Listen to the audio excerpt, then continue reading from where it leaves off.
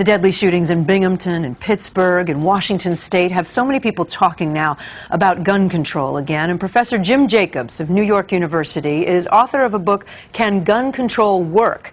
And he joins us here in the studio. Good morning. Good morning. Let me first just establish your credentials. You're not a gun owner. Do you own any guns? I do not. And are you with the NRA or do you support either side? I do not. So you're agnostic in this. You're a professor. You're a criminologist. You've looked at this for years now. Do you think it's possible to keep guns out of the hands of criminals?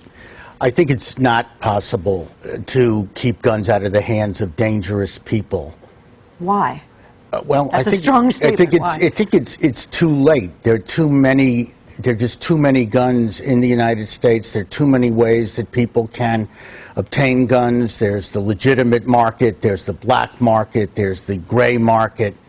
So you're saying no matter what we do in terms of gun control moving forward, it's not going to make a difference? It's not going to make a big difference. There's no way, I think, of addressing these incidents by making it more difficult for deranged people who are willing to kill themselves to obtain a firearm. But the counter-argument would be if it's possible a chance to save one life, to pass one new law, one new regulation to save one life, why shouldn't we at least try? Well, we would need to look at what that law is going to be and what the cost of it would be. For example, we could say any person who's ever misused a firearm should be sent to prison for life, you know, and that would prevent one death because one of those people would recidivate. So what's wrong with that? But the cost of that would be enormous and more than the society would be willing to bear. So what's the solution in your view? Does it take a cultural shift in this country, or how do we? Because everyone's on the same page of wanting to stop these mass murders. Of course, and everybody would say, well, what is the solution? For every problem, there must be a solution. I mean, we sustain 40,000 traffic deaths a year in the United States. What is the solution? Every year we know that will happen. And we say, well, that's the price we pay for living in the kind of society we live in. And a small number of these kinds of incidents committed by deranged people are going to occur, and I don't think there's a way of stopping it by separating them from the instruments of violence. So we just throw our hands up?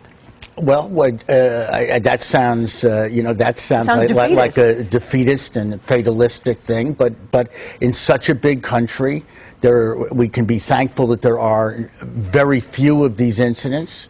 Maybe what we could do better is try to be alert to hints that there are people who are going to go off in this way, and have better mechanisms of feeding that information to the police and to appropriate authorities. Well, we talked to the Brady campaign yesterday. They have a very different view than your own. They say 1.7 million convicted felons have been stopped from obtaining guns with the laws that we already have on the books. Do you disagree with that, or you agree with that? I think the Brady law maybe have some very limited significance. I mean, it only applies to the licensed dealers. So if a person goes to a licensed dealer and they apply for a firearm and they find that they have a disqualifying record, usually a criminal record, they deny them the firearm. That doesn't mean that that you've stopped them from getting a firearm. They can buy the firearm from a friend. They can borrow it. They can buy it on the black market. They may already have a firearm. They could use weapons other than firearms.